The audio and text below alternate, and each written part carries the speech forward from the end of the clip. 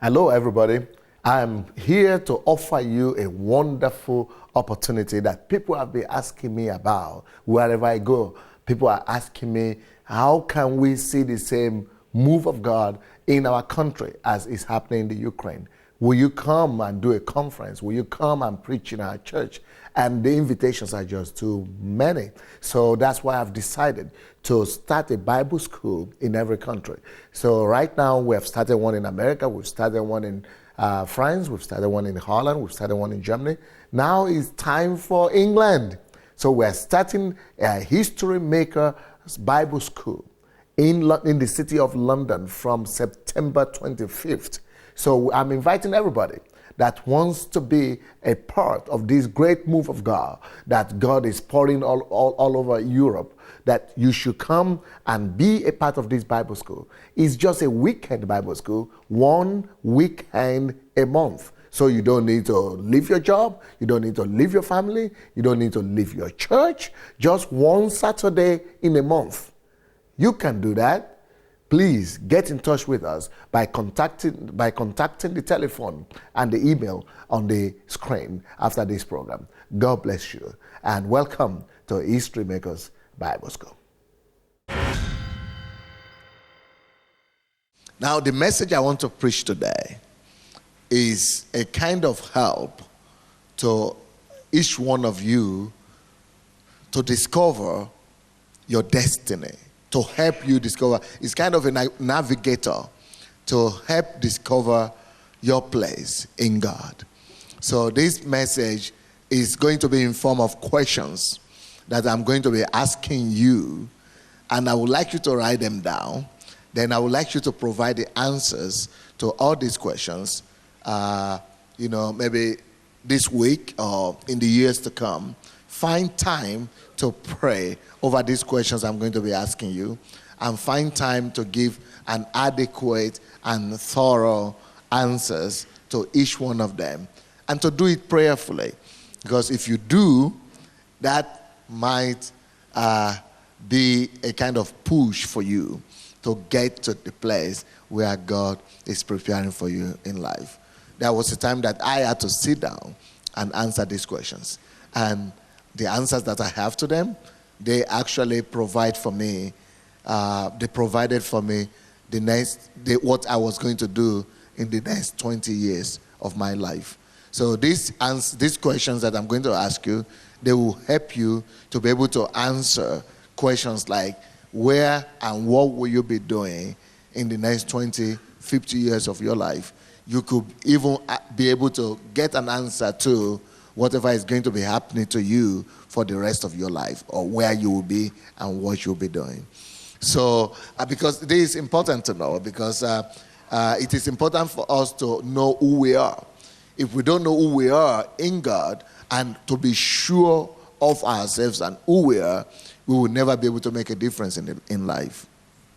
In the book of Exodus, chapter 3, Exodus chapter 3,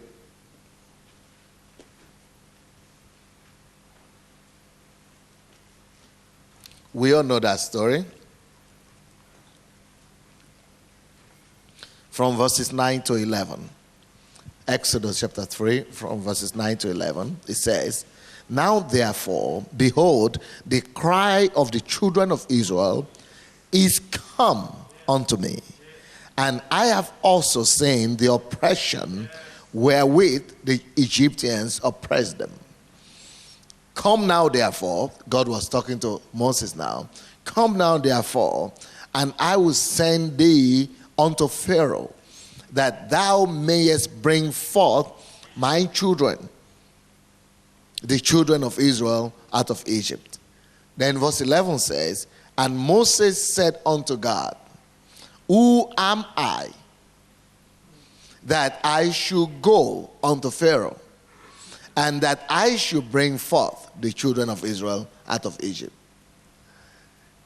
God himself came to Moses because God was sure that this is the man that will be able to accomplish the task of becoming a deliverer to deliver a nation from bondage. This week, God has come to us. But there was an impediment on the way of Moses becoming who God wanted him to become. And the same impediment could be on our way today. That is, God himself. This is God showing up. But even after God had shown up, Moses still could not move forward. He was standing before God, and God was telling him, you are going to be a deliverer.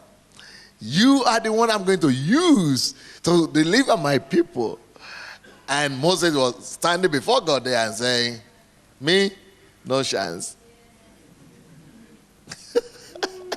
And you know the reason why he couldn't believe even God being in the presence of God himself? Very simple. The simple reason why Moses couldn't move forward and couldn't advance to fulfilling his destiny, and it's a huge destiny of being a deliverer, is first of all because the task seems too big for him. Secondly, he didn't know, and he was not sure of his personality. And that is what I want to stop on today. That was actually the main reason that Moses doubted his mission. In verse 11 he says, and Moses said unto God, who am I?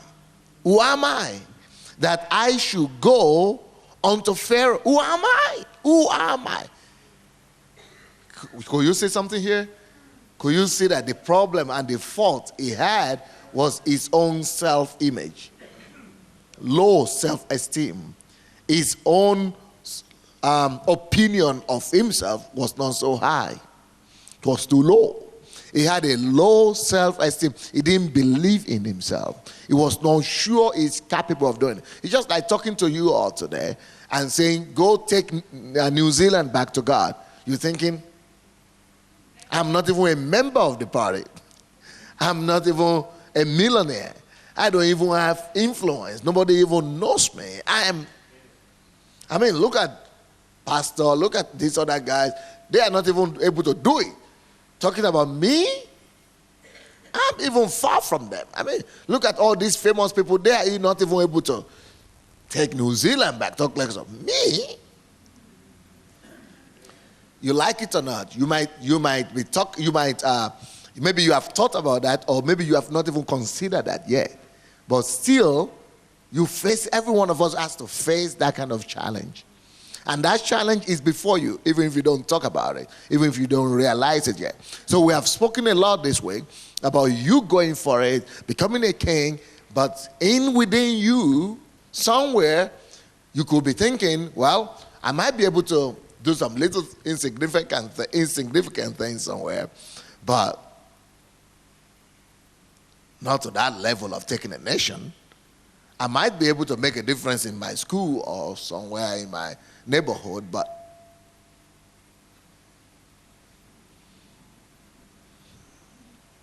I'm not really sure I could go further than that.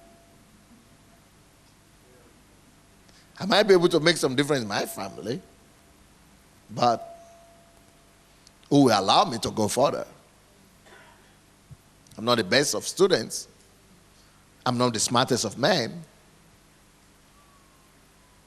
So these are the real life questions that you encounter on your way to becoming who God wants you to become.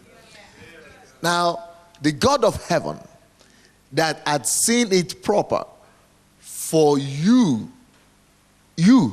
not people in Auckland, but you, to be counted worthy to receive this message, knows what he's doing.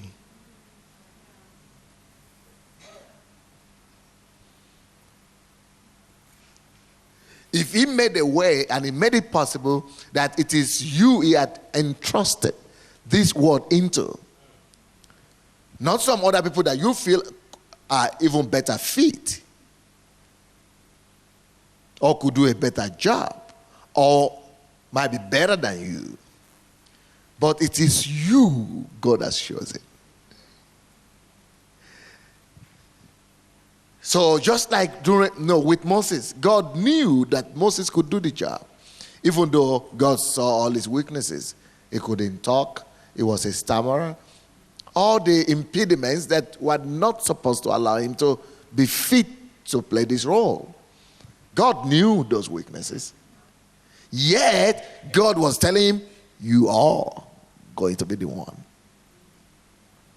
That is a challenge. You think God doesn't know your weaknesses? He knows you are not perfect yet.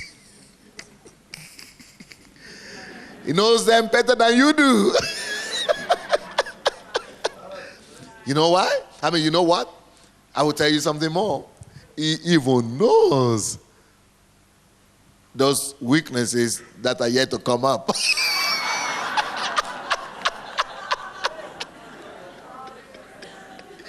Yet, despite that,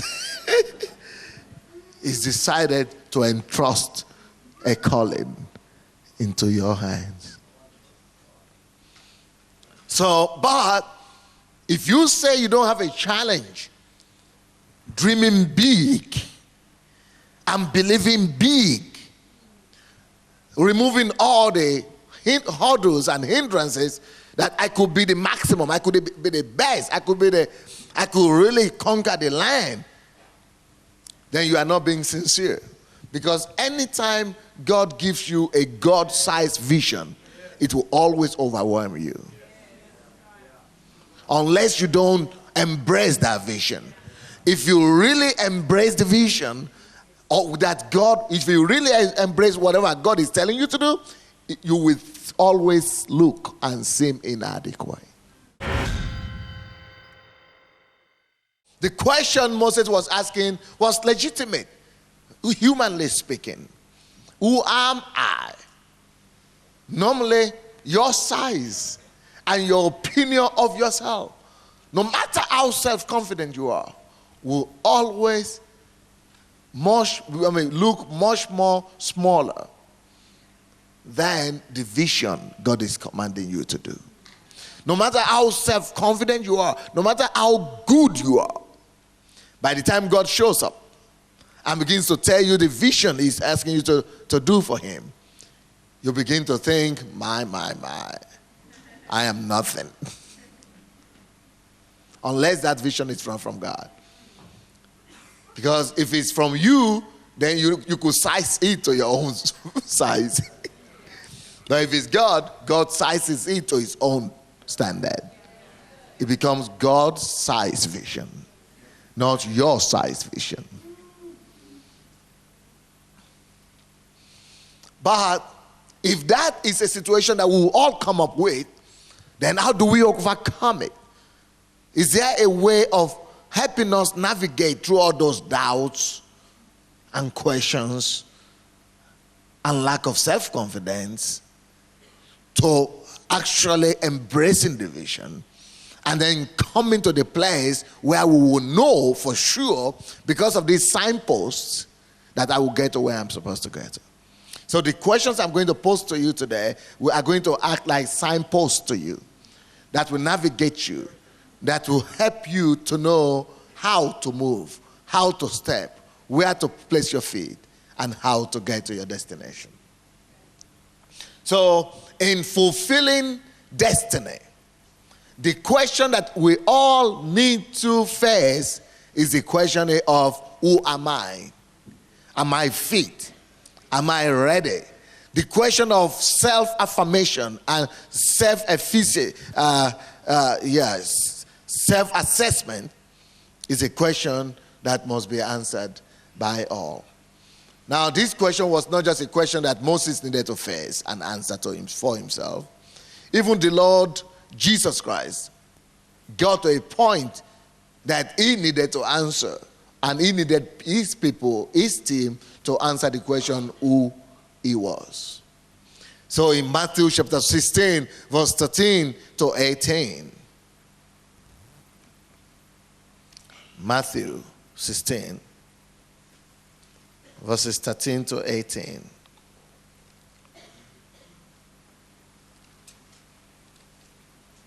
Matthew 16, verses 13 to 18.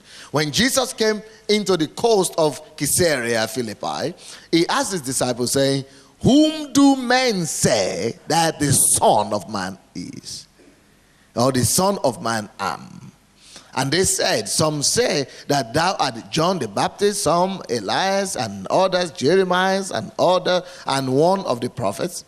He said unto them, but whom say ye that I am? And Simon Peter answered and said, thou art the Christ, the Son of the living God.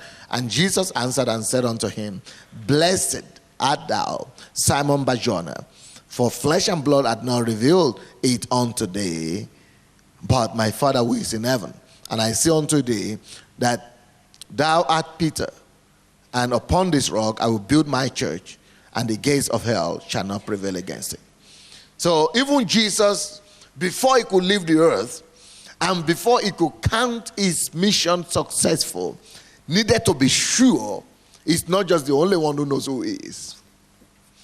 He needed to be sure those people he was going to leave the vision with to accomplish also must know who he was. So he needed for that question to be answered about his personality as well. So you don't have anywhere to run to. You've got to stand at a point and say, how do I assess myself? Who am I? How far can I go? How can I get there? Where am I going? So there are questions in life, about life, that even everybody is supposed to answer. And I tell you what, only the people who successfully answer these questions become somebody in life. Either you are a secular person, or you are a believer, or you are a non-believer. Either you are living in Japan, or you are living in America, or you are living in India, or you are living in Nigeria. Doesn't matter where you live. If you are able to answer these questions, just answering to yourself, there is no way you will not be a world changer, or a history maker, or a mover and a shaker. These are some of the most crucial questions in life. The questions that will help you to come to a place where you find out and discover who you are, why you are here, and why you are going. Through ages, just reading through the philosophy, the philosophy of the great philosophers, Greek philosophers, Roman philosophers, these questions keep on coming up over and over again. What is the purpose? What is the reason for man? What is the purpose for his life? Where is he coming from? Where is he going? So there's a similar questions I want to pose to you today, for you to know you are not here by accident,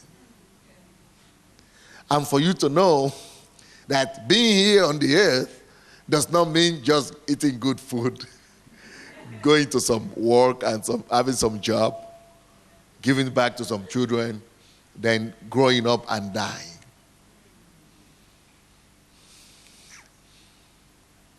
What a pain that would be if that is what life is about. The greatest of all these things is maybe having children, but when those children are 18 and 20, what are you left to do if that is what you are created to do? Those are just some benefits of life, but that's not the reason for the creation of life, for your creation. So, what are those questions? I have 7 of them for you. 7 of them. And I hope you will find time to work on them. By the time these questions began to come up in my spirit, that's a good bird. By the time these questions began to come up in my life, it got to a time that I decided to lock myself up, to go out from everybody, from wife, from kids, from the church, just to go seek the face of God, so that I will not answer these questions, from my own understanding. I needed the divine connection. I needed the cooperation of the heavenlies. I needed the whisper of eternity. I needed to see into the mind of the one that sent me here. And I needed to hear his answers to these questions. So I took a week off, locked myself then, no food, just bottle of water. And I was praying between 10 to 20 hours every day. And I'm glad to say I came out of there knowing what I would do for the rest of my life.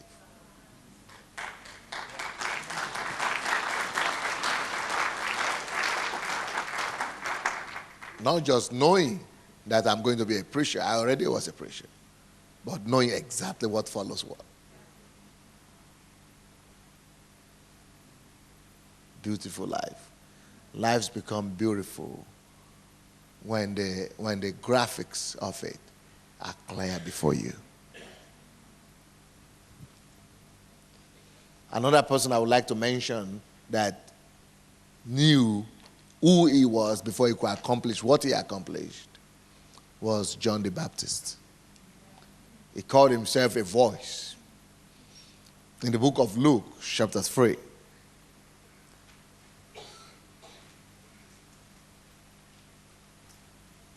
from verses 4 to 6, we saw the man, John, 4 to 6. As it is written in the book of the words of Isaiah, the prophet, saying, the voice of one crying in the wilderness, prepare. That's a definite call. Not just any voice. No, voice saying, giving a concrete message. What concrete message? Prepare ye the way of the Lord. That was his calling. He had a mission to it. Prepare the way for the coming of the Lord. That's it. So everything he did was all in accordance to that mission. Make his paths straight. Then if you do that, he says, keep on prophesying. The result of obedience. As you prepare the way of the Lord and cry in the wilderness, every valley will obey you, and those valleys shall be filled. Every mountain, even the hills, shall be brought low, just in obedience. You know, that's what will happen to every one of us as we obey the heavenly vision. Those mountains, those things that are challenging to you today, those things that look unsurmountable, the hills that makes you to think, who am I? Just like Moses had a mountain of doubt and saying challenges. I would never be able to do this. But when you obey the divine instructions of God, and that's why I want to give you these questions, those mountains become low. Those mountains become flat before you. You walk through them. And those things that look like a valley, how will I ever pass through? I will drown. You will not drown if you are going to just follow the divine instruction. He says, even the valleys will be filled up so that you walk without any hindrance whatsoever. And the crooked ways, the things that are tough to understand, they will be made straight. The rough ways, don't worry about them. If you are obeying, following divine instructions, those rough ways, they'll be made smooth. Then there will be men and women that will stand to testify that yes, great things has the Lord done through this obedient man. That's what he says. And all flesh shall see. That is going to be your testimony in Jesus' name. All flesh shall see. When you obey, the result shall not be hidden. It shall be seen by all flesh. that when a man obeys the leadings and the instructions of heaven, results follow. Results follow. And John proved that. Jesus proved that. Moses proved that. So, what are these questions that I feel could help you to get there? Number one question that everybody that wants to be a history maker must answer. Want to be a man of significance, a mover and a shaker in your generation? Number one question. That is the same question that Moses asked. You need to ask it.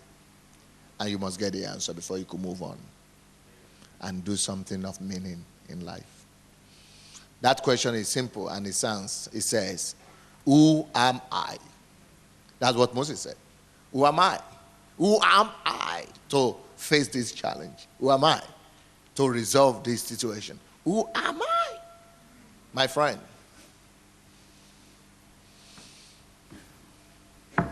we all must come to a place where we need to answer that question. All of us ask that question to ourselves, but not all of us take the time to answer. If you just keep on asking that question and you never get the answer to it, you never get to act because it paralyzes you. But when Moses got the answer to the question, who am I? You know what he did? He stepped out. You know the reason why most of us are not stepping out yet? We didn't get the answer to that question yet. Hello, everybody. I'm here to offer you a wonderful opportunity that people have been asking me about wherever I go. People are asking me, how can we see the same move of God in our country as is happening in the Ukraine? Will you come and do a conference? Will you come and preach in our church? And the invitations are just too many. So that's why I've decided to start a Bible school in every country. So right now we have started one in America, we've started one in France, we've started one in Holland, we've started one in Germany. Now it's time for England. So we're starting a History Maker Bible School in the city of London from September 25th. So I'm inviting everybody that wants to be a part of this great move of God that God is pouring all over Europe, that you should come and be a part of this Bible school. It's just a weekend Bible school, 1 weekend a month. So you don't need to leave your job, you don't need to leave your family, you don't need to leave your church, just one Saturday in a month. You can do that. Please get in touch with us by contacting the telephone and the email on the screen after this program. God bless you and welcome to History Makers Bible School.